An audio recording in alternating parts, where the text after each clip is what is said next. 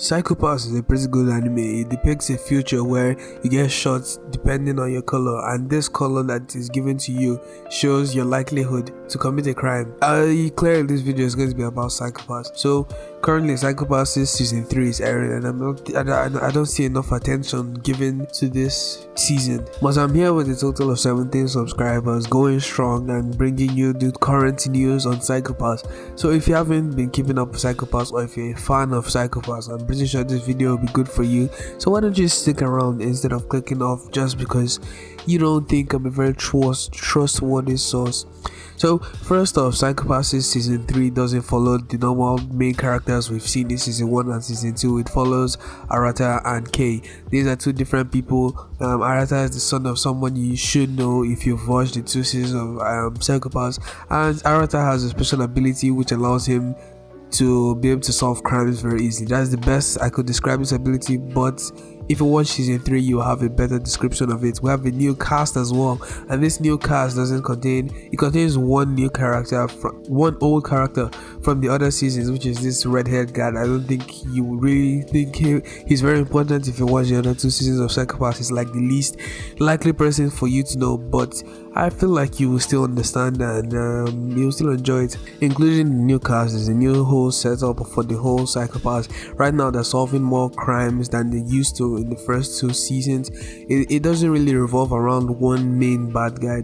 We've solved a total of 2 different crimes that revolved around 2 different people. To give you more context, I've only watched the first 3 episodes because I didn't want to spoil anything, and I wanted to have a rooted definition of this season before I make a video about it. I also didn't watch any reviews or any ratings or anything like that for this season because I wanted to have it to be completely pure.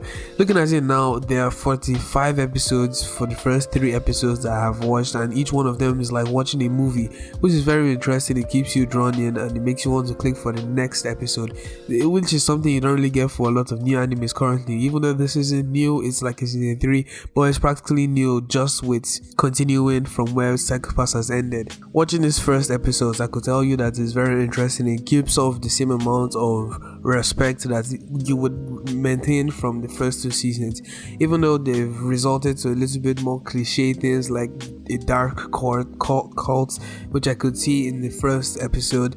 It's still very interesting, even though you're not into action or something like that. There's not really that much action in the first 3 episodes, but there's a lot of detective work and there's a lot of solving mysteries, which I think is very interesting in animes.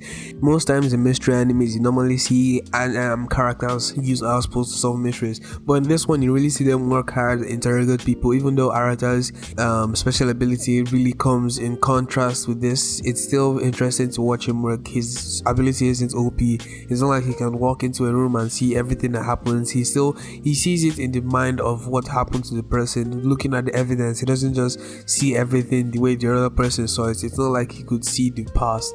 It's a very special ability, and I'm sure it sounds like shit, or just looking at clips of it sounds like shit. Even the explanation for it wasn't that good, but I'm pretty sure it's going to end up being used carefully because of Psychopaths. Psychopaths is good. I have watched the first 2 seasons, and you should trust me, I'm very trustworthy source.